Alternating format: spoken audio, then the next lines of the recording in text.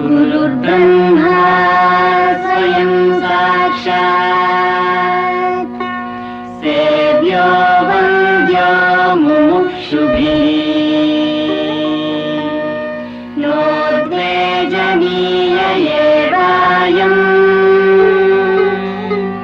तत्त्वज्ञेन विवेकिना।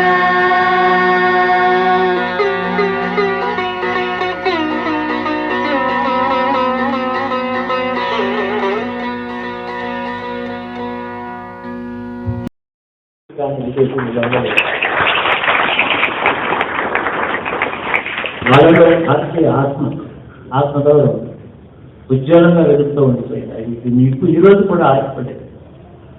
నేటి భారతీయ రాజ్యాంగం ఇదంతా ఈ చరిత్ర అద్భుతమైన ప్రస్తావించలేదు.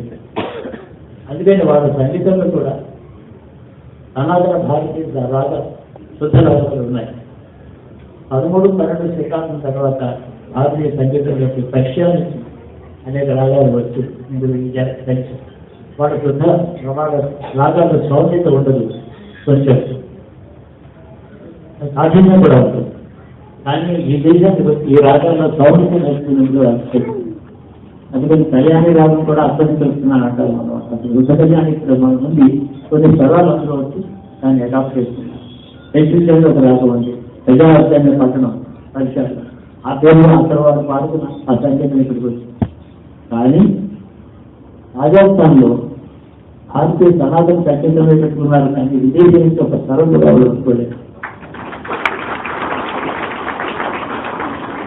వాళ్ళ గ్రంథాన్ని పనిచేసింది. ఆత్మగౌరవం అంటే ఎంత గొప్ప వస్తుంది, నీతి వాళ్ళలోనే కనిపిస్తుంది. ప్రైవేట్ ఒక మార్కెట్ పెట్టాలి. పరిశుద్ధమైన భారతీయ దేశీ ప్రజలు వాళ్ళు ఏ విధమైన బాహ్య నాగరికతకి లోబడగా వాళ్ళ సనాతన ధర్మలను వాడుతున్నారు. ఉదాహరణకు వాళ్ళ సంగీతం నిన్నారు. మీరు పండితులైన మా సోషల్ గారు కూడా మెచ్చుకున్నారు. అటువంటి సనాతన భారతీయ ధర్మం మీద శ్రద్ధ ఎంత ఉంటుందో అంత గర్వం కూడా ఉండాలి. భారతదేశంలో నిలబడాలి. నా భారతదేశం, నా భారతీయ సంస్కృతి ఎవరికి తీసుకోవద్దు, మీరే మాకు తీసుకోవద్దామో వాళ్ళకి తెలియదు. అనాలు ఎవరైనా తప్పు అవసరమైనప్పుడు ఏ ఇతర దేశముల యొక్క సంస్కృతంలోనూ బాహ్య ప్రభుత్వంలో లౌకిక సామాన్య జీవనంలో ఎంతవరకు గౌరవం స్వీకరించడం దాంతో భర్తుంది. దానికి మనం రాజ్యపెట్టి గౌరవించుకోకూడదు. అయితే దేశం కృష్ణభక్తి కూడా ఎవరంటూ అక్కడ తెలియలాగా కృష్ణభక్తిలో తన్మయమైంది. ఆవిడకి రాజు మహారాణి వీధిలో కూడా భజన చేసుకుంటూ తెలవడం, ఆవిడ వెంటారు భక్తులు వెళ్ళడం, రాణివాసానికి గౌరవం కాదు. రాజ్యంలో ఉండే మహారాణి చేయకూడదు అన్నారు. తర్వాత కానీ ఆవిడ భక్త మొదట ఆవిడ చాలా గౌరవం చేశారు. మీరు చిత్తూరుగఢ్ కోట మీద ఉంటుంది, చాలా పెద్దది, ఇదిలావతలో ఉంది. ఆ కోటలో మహారాణా ఆవిడ కోసం ప్రత్యేక నిర్మాణం చేశాను. కృష్ణాలయ శిథిలా ఎక్కడికి కనపడతాయి, కిలోనే కనిపిస్తుంది. కృష్ణాలయం వీరాబాయి కోసం కృష్ణాలయం నిర్మించారు. కానీ భర్త పోయిన తర్వాత మధ్యగా రాజ్యంలో వచ్చాక అవి కష్టాలు మొదలయ్యాయి. ఈ దేశం మన కుటుంబానికి గౌరవం కాదు, నువ్వు ఇక్కడికి వెళ్ళిపోవాలి, లేదా ఉత్తరాంధ్రలో వెళ్ళి అక్కడ ఆ యమునా నదిలో ప్రాణత్యాగం చేసుకోవచ్చు, మా గౌరవంగా ఉంటుంది, లేదా ఇదిగో దేశం పంపిస్తున్నాడు కావచ్చు పంపిస్తాను అని బిడ్డ విశ్వీకాలి. ఆ దేవుడు ఎంతో అద్భుతమైన రాదు. ఇవన్నీ కూడా మనకి జ్ఞాపకం చేసుకోవడానికి దేశం మీద భక్తి కూడా కృష్ణభక్తి అంటే దేశభక్తి, కృష్ణభక్తి అంటే భారతీయ భక్తి. వేద శాస్త్రంలో సాంప్రదాయం నుండి భక్తే తప్ప ఒక వ్యక్తిని తన స్వార్థం వరాల కోసం యాచన కాదు భక్తి. ఆ కృష్ణుని ఆరాధిస్తే మన సనాతన భారతీయ ధర్మంలో ఏది వెళ్ళగలిగిన ఉన్నారని జ్ఞాపకం. ఈనాడు ఇదే సందర్భంలో ఆ మేవారు ఏలినటువంటి మహారాణ కుంభకర్ణాథం పేరు కుంభరాణ అంటారు. అతను మీరాబాయి భర్త అని సాంప్రదాయంగా అతను చెప్తారు. గృహస్థం మొదలైన కూడా అలాగే ఉన్నారు. ఇంకా అనేక పాశ్చాత్య డిస్కస్ మీరాబాయి భర్త అతనే చెప్తారు. కానీ తర్వాత విశ్వస్తు ఆ సందర్భం ఆ సంవత్సరాలు కలవటం లేదని ఆమె అసలు నేను మేఘమే భర్త కాదేమో సందేహం కలిగి ఆ కుంభరాన గొప్ప సంగీతం. ఏ సంగీతం అంటే భారతదేశంలో సంగీతం పుట్టినప్పటి నుంచి ఏ రూపంలో ఉంటుందో దాని గురించి ఆలోచించారు. 4 సంగీతం ప్రభావం లేదు. ఆ దృష్టితో అతను సంగీతాన్ని గొప్ప పరిశోధన చేసి గొప్ప సంఘంగా మేవాడు గాన కుంభరాన అది సంగీత శాస్త్రం చాలా సంవత్సరాలకి నేను దానికి 12 సంవత్సరాలు చాలా ఇదే భారతదేశంలో కాశీలో ఒక ప్రతి దొరికింది. అదేమో 1963లో శుద్ధ ప్రతి తయారు చేసి దాన్ని ఢిల్లీ యూనివర్సిటీ నుంచి పబ్లిష్ చేశారు. అది కూడా భారతదేశం మాత్రంలో కాదు. అది నేపాల్ రాష్ట్రం నేపాల్ రాష్ట్ర సాంస్కృతిక సిరీస్లో 5వ నంబర్గా పబ్లిష్ అయింది. నేపాల్ రాజు దానికి పోషించారు. వాళ్ళ రైతులు నేపాల్ రాజ్యంలో మన 5 ఏళ్ల క్రితం సనాతనం ధర్మానికి సంబంధించిన అనేక తాత గ్రంథాలు మన మావోయిస్టులు తగలబెట్టారు. అతనితో పరిధులు వచ్చారు. 3 సంవత్సరాల క్రితం స్వామివారు చేసిన సభలో మేము కూడా అనుకున్నాను. అతనితో అదృష్టవశాత్తు కొన్ని ఏదైతే తగలబెట్టారో వాటి కాపీలు మన దగ్గర ఉన్నాయి. మిగతా వాళ్ళు ముఖ్య రాజన్నారు, వాళ్ళు గౌరవం ఇస్తారు. అంటే ఆ పరిస్థితి దాన్ని అదే రక్షించుకోవడం మన వల్ల కాదు. మనకు రక్షించుకోవడం అంటే దాన్ని ఆరాధించడమే, అంటే ఇంకేం లేదు. రక్షణ అని దేవుడితో అర్థం. మనం రక్షించడం దాన్ని ఆరాధిస్తే సజీవంగా ఉంటుంది. మనకు జీవనం అనేది మనకు తెలుసు. ఈ విధంగా ఆ గ్రంథం 3 సంవత్సరాల క్రితం నేను తెలుగు యూనివర్సిటీ గారికి ఇచ్చి, భూమి గారికి, వైశాంతి గారికి ఇచ్చి, దీన్ని తెలుగు లిపిలో సంవత్సరం గ్రంథం తెలుగు లిపిలో ప్రింట్ చేయండి. దీని అసలు వ్యాఖ్యానం కూడా ఉంది. దాని తాత్పర్యం తెలుగులో కూడా రాయింది. ఇప్పుడు ఉద్యోగం సంస్కృతి మూల గ్రంథం సంగీత శాస్త్రం మీద 1430 ప్రాంతాలు.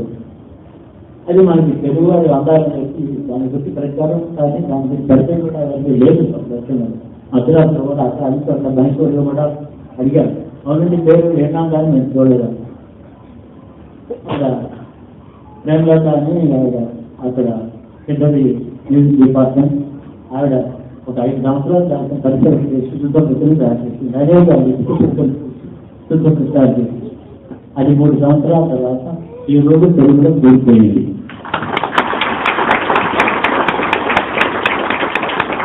తెలుగు యూనివర్సిటీలో దాన్ని ఆవిష్కరించడానికి అనిపించారు. మొత్తం మాస్టర్ చేసి దానికోసం చాలా కష్టాలు వచ్చింది. చదువుకుంటున్నారు తెలుగు యూనివర్సిటీలో ఆవిష్కరణ. ఒక కాపీ మ్యూజిక్ డిపార్ట్మెంట్ ఉంది తెలుగు యూనివర్సిటీలో. దాంట్లో ప్రభుత్వంగా పనిచేస్తున్నారు ప్రొఫెసర్ ఉమాదేవి గారు ఆ కాపీని తీసుకొచ్చారు. ఎక్స్టోరేటర్ ప్రకారం తీసుకొచ్చారు. చూపించాను.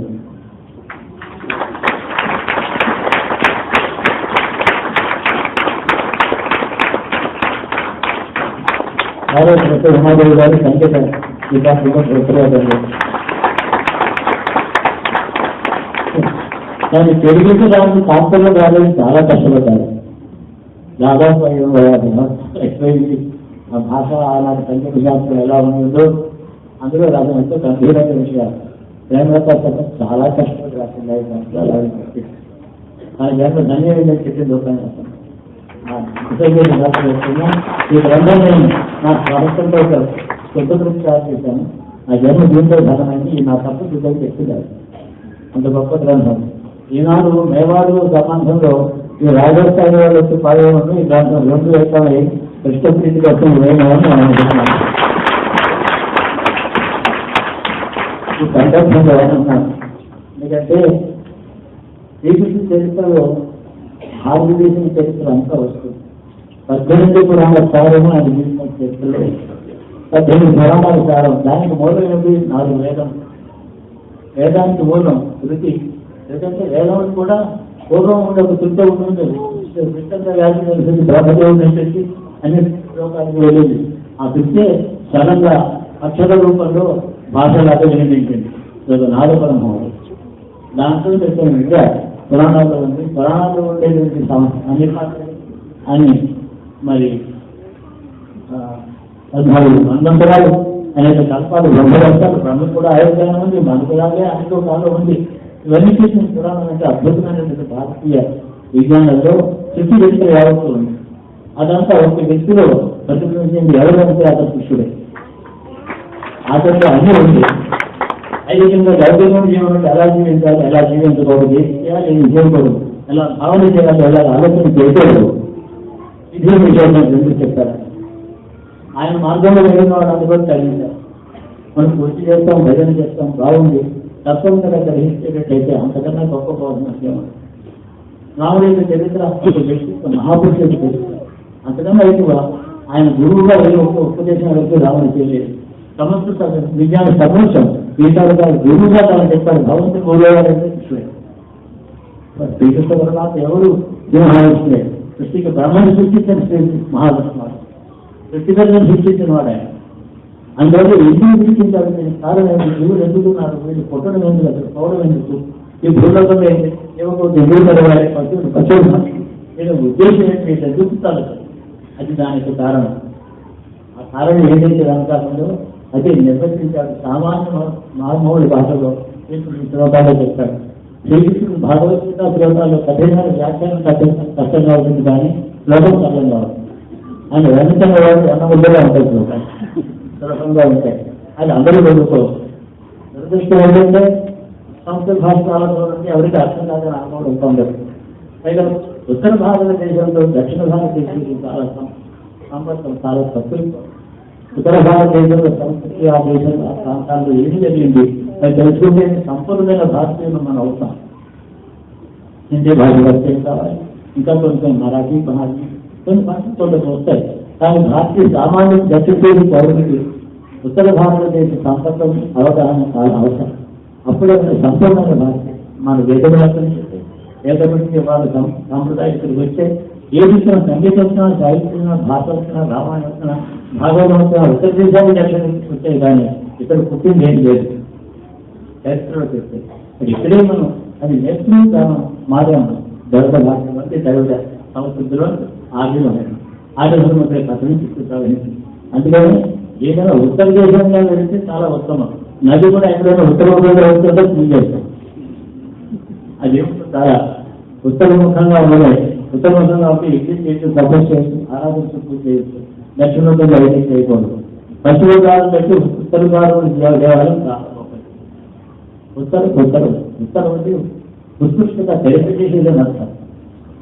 ఉత్కృష్టం సర్వోపాయం చూపించేది ఉత్తరం. లోకాలు ఉత్తరంగా ఉన్నాయి. ఇక్కడికి ఉత్తర ధ్రువం ఏమో తెల్లగా ధ్రువ నక్షత్రాన్ని చూస్తుంది. ఆ ధ్రువ నక్షత్రం వేడగా ఇంకా పైగా ఉన్నాయి లోకాలు. దాని దూరాలు మనం ఊహించగలిగే బ్రహ్మాండంలో ఉంటున్నాం మనం. ఉత్తర లోకాలు ఇంకా ఆత్మ ఉన్నాము. అది 7వ లోకం పైనుంచి ఇంకా 7 లోకాలు 40 లోకాలు. బ్రహ్మాండ విశేషులంతా కూడా చేస్తున్నారు. జన్మ ఏంటంటే ఎలా వస్తారు, ఏమి కారణం ఏంటంటే సూర్య చూస్తుంటే స్వర్గం పెట్టడానికి బాగానే ఉంది. ఉత్తరమైన సుఖాలు భోగాలు కావాలంటే బ్రహ్మాండంలో ఉన్నాయి. పుణ్యం చేసుకుంటే అక్కడికి వెళ్ళండి. కానీ పుణ్యం శాస్త్రం కాదు, మన ఎక్కడే పడిపోతారు. జాగ్రత్త. మోక్షాన్ని కోసం సాధించండి.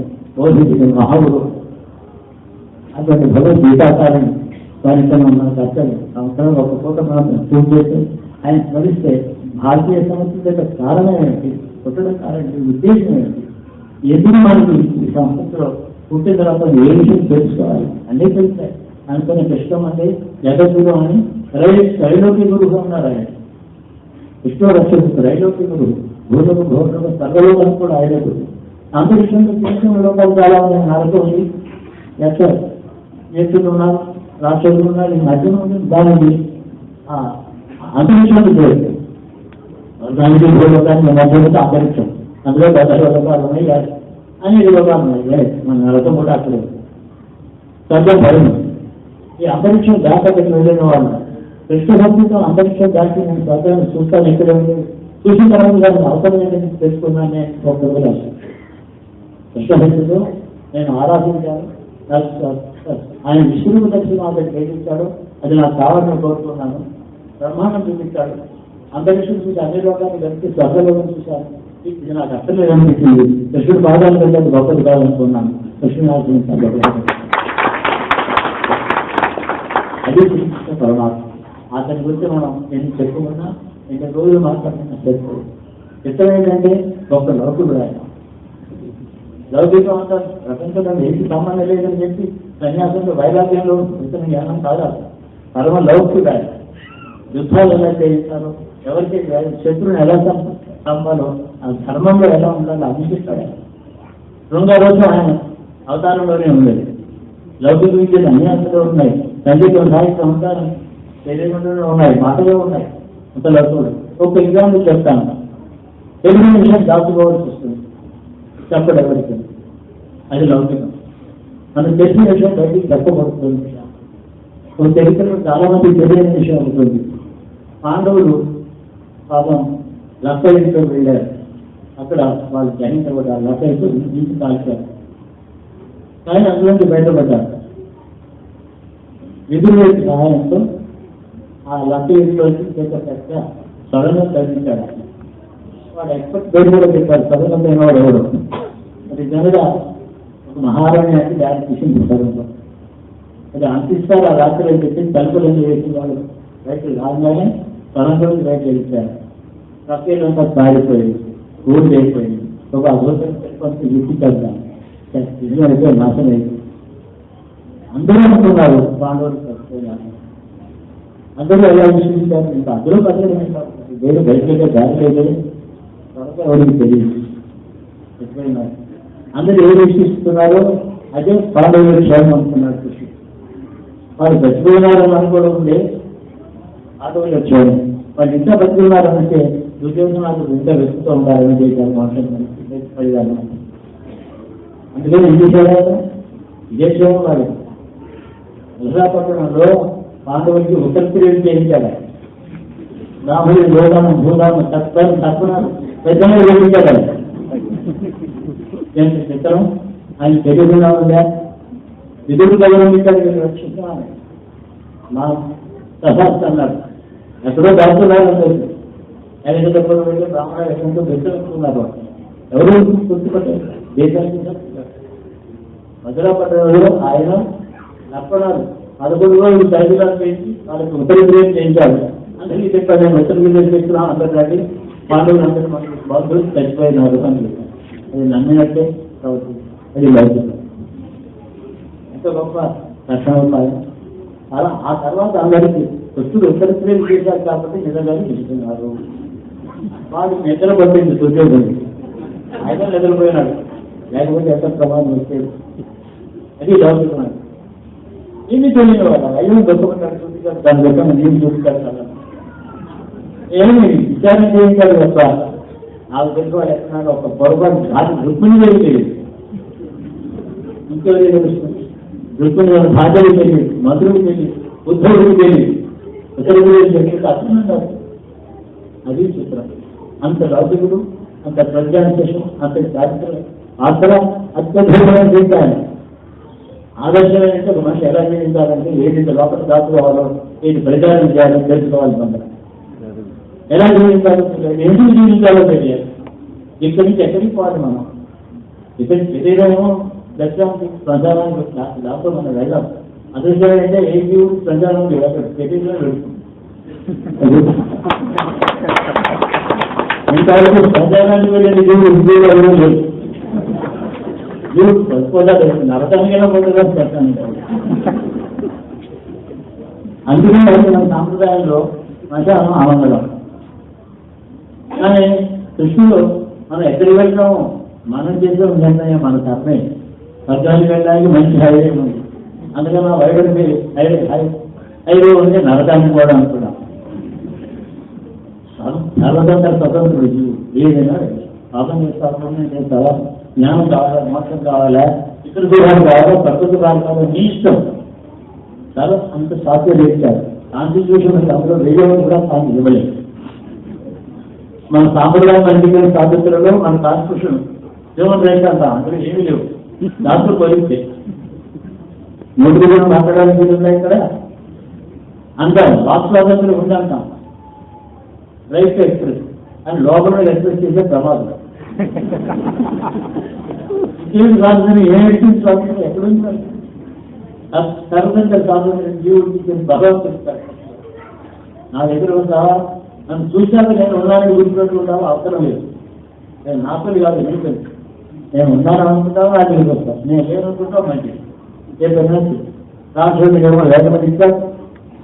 బ్రహ్మవంశంలో రాష్ట్రంలో వాళ్ళ పేరు పెట్టామని రక్షణ శబ్దానికి ఎలా వస్తుందంటే బ్రహ్మదేవుడు సృష్టిలో మొట్టమొదటి ఉదగమును సృష్టిస్తారు, ఏదో సృష్టిస్తారు. ఆ ఉదగములేమో సృష్టి మీదేస్తోంది. ఈ బ్రహ్మాండంలో ఉదగమును సృష్టించడానికి తను చేసిన పని వృధాయిపోతుంది. కొందరు వ్యక్తులు పెట్టి మీరు దీన్ని రక్షించడం వాళ్ళకి శక్తులు ఇచ్చారు. ఆ ఉదగాన్ని రక్షించాలి కాబట్టి రాష్ట్రపతి రక్షించులు వాళ్ళు బ్రహ్మదేశం తనకి ఎంతో ఉపకారం చేసిన వాళ్ళు. తర్వాత అసురి సంపత్తి అంటారు కదా, దితి పౌత్రులు పుత్రులు, అతిథి పౌత్రులు పుత్రులు, వాళ్ళు దైత్యులు, ఆదిత్యులు అని పెద్దవాళ్ళు. ఇంత స్వాతంత్రం జీవించారు. అందుకనే భారతం మొదలైన గ్రంథాలుగా ధర్మశాస్త్రం కూడా ఉంటుంది. అంటే ఆధ్యాత్మిక భాగం మాకు జ్ఞానవాదం అనే చెప్తామని అడుగులు చెప్తారు. ఆయనకి జ్ఞానవాదంతో పరిచయం లేదు. నేను ఇలా అంటున్నాను, నేను అనుకోగా నాటకంగానే చూపిస్తాను. ఒక ఊళ్ళో ఒక వ్యక్తి చేప గుద్దలే ఇక్కడ పుట్టారు. పుట్టినందుకు ఇక్కడ మనిషి పుట్టడం గొప్ప శాపం అన్నమాట. ఉద్ధరిస్తారు. మనకి మనుషుల పుణ్యం, కర్మభూమి, జ్ఞానభూమి. మన కర్మలోని జ్ఞానంగా ఎక్కడికైనా అత్యంత ఉపయోగకరమైనటువంటి అద్భుతమైనటువంటి అవకాశం మనుషులే పుట్టడం. అది భారతీయుడు. తర్వాత మనుషులే భారతీయుడు అంటే ఎవరు? పురాణాలు చెప్పిన మార్గం ఏదో ఎదురు పుట్టావో వాళ్ళు చెప్పారు. రామాయణ వాళ్ళు ఇతర దేశాల్లో వాళ్ళ నాగరికత గొప్పది. అది నాగరికత ఇంద్రనా చాలా గొప్పది. ఒకలాగా సంకేతమైంది. మన నాగరికత అంటే ఇప్పుడున్న నాగరికతకి 100 రెట్లు అధికమైన గొప్ప పరిస్థితులు సంఘటనలు మనం చేశాం. రివర్స్ సిటీ రిపబ్లిక్స్ ఉన్నాయి. రాజకీయాల్లో ఉంటాయి. బుద్ధులు అలాంటి సిటీ రిపబ్లిక్ పుట్టారు. రాజు కొడుకుని ప్రజలు మళ్ళీ ఎన్నుకుంటారు. లేకపోతే వాడు రాజ్యాధికారం లేదు. డైనాస్టిక్ ఇప్పుడు ఇప్పుడు కానీ అప్పుడు లేదు. అంటే రాజు కొడుకు సహజ ఆటోమేటిక్ గా రాజు కాదు. ప్రజలను ఉంటుంటారు. ప్రజాప్రతినిధులు పరిస్థితులు ఉంటుంటారు. నా ఇష్టం ఎన్నుకోమంటారు. రాజు కొడుకుని సాధారణంగా ఎన్నుకుంటారు. ఎందుకు? అతని చిన్నప్పటికీ అతని పెంపకంలో ప్రజాక్షేమం తెలియాలి. అంత ఉత్తముడు వాడు. వాడు గుణం మీద ఎన్నుకుంటారు. కానీ పుట్టుకతో కావాలి. ఇలాంటి అద్భుతమైనటువంటి సాంప్రదాయాలు అనుకున్నాయి. శ్రీకృష్ణుడు సమస్త ధర్మాలు చెప్తాడు. అయిపోయిన తర్వాత మళ్ళీ 30 ఏళ్ళ తర్వాత మళ్ళీ వెళ్ళి ఆనాడు ఆయన శిష్యుని మళ్ళీ అడిగారు. అప్పుడు ఎప్పుడో యుద్ధబంధులు చెప్తారు, చాలా గొప్ప విషయం.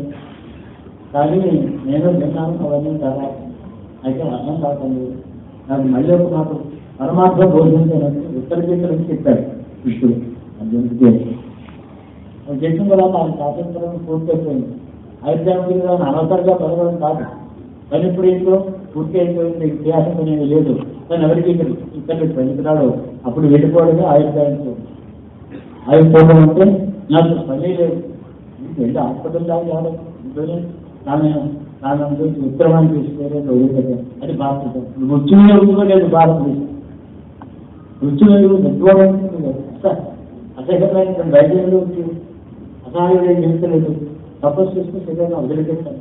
యోగం తగ్గిస్తాం ఫలితాలు యోగంతో చేరేవాళ్ళు ఇటువంటి అద్భుతమైన సంస్కృతిని మనకి గీతాబాధలో భారతంలో రామాయణంలో చెప్తాం. అది తెలుసుకోవడం విద్య. నేటి ఈ లౌకిక విద్యలో 65 తర్వాత అభ్యర్థులు పనికిరాదు. రిటైర్కి ఇంటికి పడుతుంటారు. ఆ తర్వాత పనికిరాదు. దానికి చివరి దేశంలో ఏ విద్య పనికొస్తుందో అది చిన్నప్పుడు నేర్చుకోవాలి. చిన్నప్పుడు నేర్చుకునే ఆర్థికంలో పనికొస్తుంది.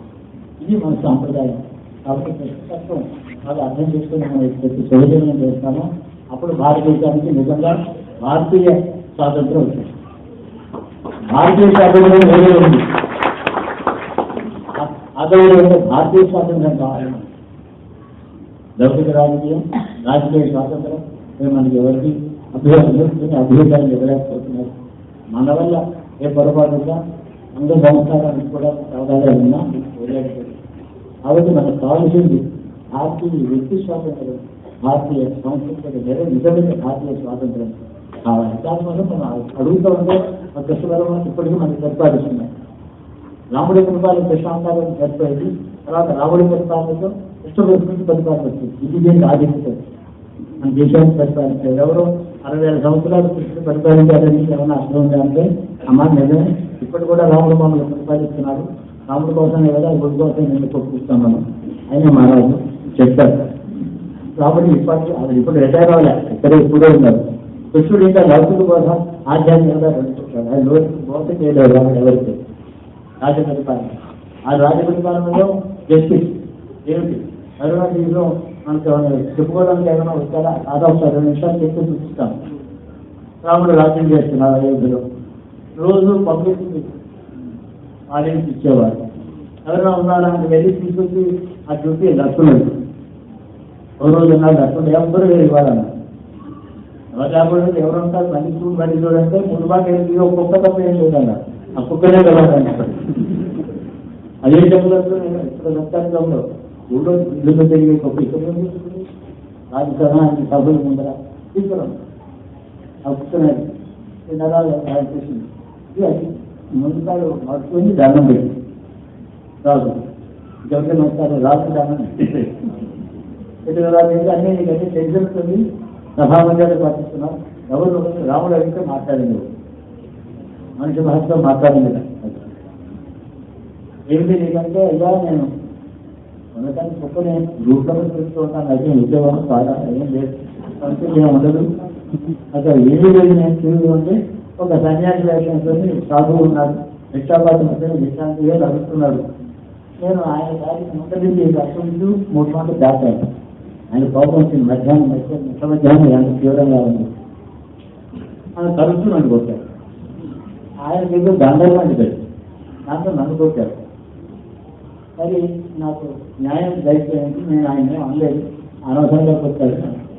ఎక్కడ సరిచేస్తే ఒక 60 దొరికేస్తాను తీసుకుంటాను పెడతాను.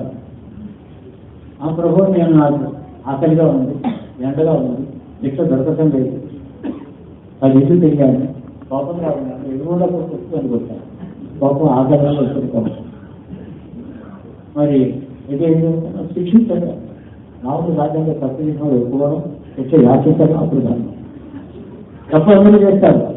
శిక్ష యాచించి బాబు ధర్మం. తప్పిస్తున్న వాళ్ళు ధర్మ చేస్తావు. ప్రయోజనంగా రాముడు అన్నారు. సభలో పెద్దలు పండితులందరూ బ్రాహ్మణులు ఉన్నారు. ఒక్కరు కొట్టినందుకు నాకు శిక్షించమని అడుగుతున్నాడు. ఏం శిక్ష వేస్తే బాగుంటుంది అంటే ఏదైతే చెప్పారు జైలు అన్నారు అలా అన్నారు. వాటి దగ్గర పైరేయడానికి వాటి దగ్గర ఏం లేదు. సరే అందరూ చెప్పిన తర్వాత మీరు చెప్పి మీరు చెప్తారు ఇంకా లక్ష్మణ్ అన్నాడు. పోనీ ఆ కుక్కలు అడిగితే మాట్లాడింది కదా ఈ సన్యాసి ఏం చేసావు వేస్తే కుక్క దాన్ని అడిగారు. అదే రాముడు అలాగే నచ్చింది.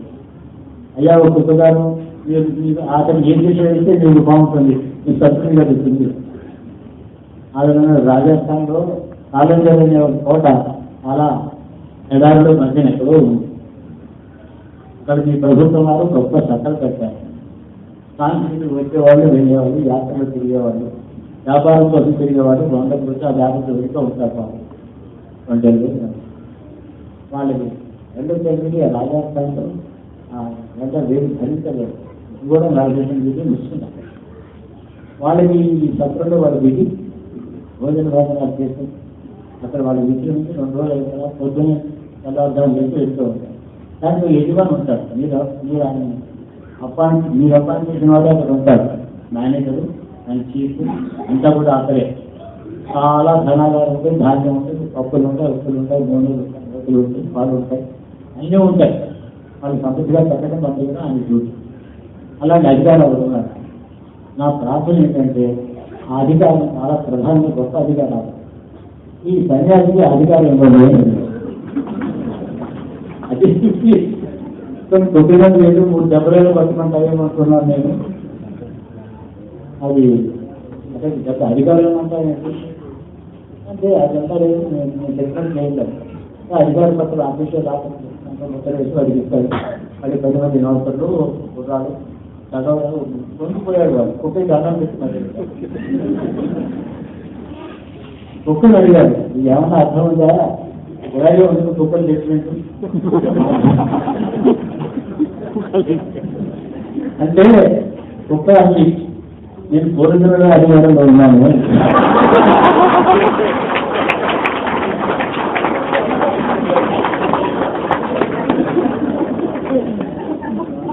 ఇప్పుడు కుక్కలు ఉంటాను ఆదివారం బాగా తెల్ల అవుతాను నాకు దాని సమయం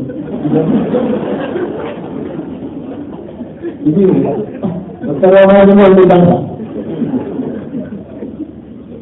ఎంత తమాషాగా ఉంటుంది. ఇప్పుడు వాళ్ళు ఇష్టం అంటాం కానీ అలా లేదు నాకేంటి తర్వాత ఆ కుక్క ఏం చేసిందంటే కాకి నడకండి శివశివ అనుకుంటే కాకి వెళ్ళిపోయి అక్కడ అందరూ తెచ్చిపోయింది చెప్తారు. ఇలాంటి గాథలు కూడా లౌకికమైన ధర్మాన్ని రామాయణం ఇప్పుడు ఎన్నో ధర్మాలు చెప్పాడు. లౌకిక ధర్మాలు కూడా మహాభారతంలో ఎంతో విజ్ఞానం నిజం సత్యం ఏదో అసత్యం ఏదో చెప్తుంది, సత్యం ఏది అసత్యం ఏది, ఏది నాకు అవసరం ఏది నాకు అవసరం లేదు, అవసరం లేని వస్తువులు సంపాదన ఎంత కష్టపడుతున్నామని అవసరమైన మాత్రం సంపాదన అని కాబట్టి విజ్ఞానం అంతా ఇప్పుడే ఎల్లప్పుడూ ఆయన కనిష్టం లేదా మనకి వికాసం అనేక వికారాలు వికాసం వస్తుంది, జ్ఞానం లభిస్తుంది. అందుకోసం జగద్గురు పూజ అంటే కృష్ణం. 3 లోకానికి పూజగా గురువు ఆయన, 3 లోకాలు గురువు ఆయనే గురువు. ఎందుకంటే అసలు నేను కాలాన్ని ఉంటాను, చుట్టూ ప్రారంభించి నేను ఉన్నాను, చుట్టూ ఎన్నాళ్ళు ఉండదో అన్నాళ్ళు ఉంటాను. అన్నాళ్ళు చుట్టూ ఉన్నంతకాలం ఉన్నవాడే జగత్తు ఉన్నంతకాలం దాంతో సమానంగా జీవించిన వాడే జగత్తు. జగత్తులో మధ్యలో పుట్టిపోయేవాడు జగద్గురు అంటే అతను జగద్గురువుగా ఆరాధిస్తే వివేకం వస్తుంది, విజ్ఞానం వస్తుంది. ఈ కాలం చేత మరొక మాట ఆయన దేశాన్ని విశాఖ పూజ చేస్తున్నాం. ఆయన శివారాధన చేశారు. శుద్ధబ్రహ్మణ్య ఎవరిని ఆరాధన అక్షయ పుట్టిన ఎవరిని ఆరాధన ఎవరిని ఆరాధన తెలుసుకోవాలి. అతను శివారాధన చేశారు. పాదవులు మార్గం తన ముందు వెళ్ళిపోయినాడు. గురువు అంటే ఎవరు? ఆయన వెళ్ళిపోయిన తర్వాత అర్జునుడు అక్కడికి వెళ్ళాడు. కృష్ణుడు దేవుడు వెళ్ళిపోయినాడు. మీరు ఎవరు చెప్తాడు మన గురువు, మన బాంధవుడు, మన శశువు, మన గురువు, మన బాంధవుడు, మన శశువుడు, మనకి మంత్రి, మార్గదర్శకుడు, మన విడనాడు అంటే మన అంటే గురువు అంటే బంధువు, గురువు అంటే శశువుడు, మంత్రి, గురువు అంటే మీ రక్షణ కోరేవాడు, గురువు అంటే మీ క్షేమనే కోరేవాడు, ప్రతి విషయాలను మీ క్షేమాన్ని మార్గం చూపించేవాడు. అతడు గురువు. అందులో వేసేటప్పుడు సామాన్యుడు, అందులో వేసి చేస్తాను. ఆ సిద్ధిబంధుల మాత్రం నేను చెప్తే నేను ఒకటి స్థితి పొందాల మనం తర్వాత ఉపదేశం ఆధారం వస్తుంది. ఉపదేశం ఉత్తమ దగ్గర ఉపదేశిస్తే అవుతుందా? నువ్వు వాళ్ళు అలాంటి గురువులు మనం ఆశ్రయించాలి. అతనే జగద్గురు. శక్తుడి పేరుని ఏ మంత్రం సాధన చేసిన ముఖ్యంగా శక్తి మంత్రాలు అగలాపతి వల్ల కాళీ దుర్గా అలాంటి మంత్రం మహాలక్ష్మి ఏ దేవి మంత్రం ఏదైనా ఆయన చూసేవారు. కృష్ణుడు నాకు తొందరగా తీసుకుని కృష్ణుడు దర్గాన్ని రాముడు శ్యామల అంటే మంత్ర శాస్త్రం. శ్యామలా స్వరూపుడు రాముడు, లలితా స్వరూపుడు పిలుచుకుని మంచి శాస్త్రం. లలిత అంటే ఎవరు? ముగ్గురమ్మను బోధపడుతున్నా ఈ బ్రహ్మాండంగా అవసరం వేరే కాదు. ఆలపెట్టను దురార్థంగా పడుకు ఆరోగ్యించనే ఎన్నో అద్భుతం తిరుగుతుంటే ఎంతో అర్థం ఎవరెవరికైనా నాకు తెలియదు. కాబట్టి అరాశక్తిని అరాశక్తి స్వరూపుడు బ్రహ్మాండ అవకాశం ఇస్తున్నాను. కాబట్టి ఆ వర్గాన్ని చదివించడం మనకి సమస్యల పొందుతున్నా అనుకూలంగా ఉండాలి. మళ్ళీ ఒక మాట నేను చూడాలి, నేను మళ్ళీ పూజ చేసుకోవాలి, నేను స్నానం చేయాలి, నాకు సమస్య శుభ్రం చేయాలి.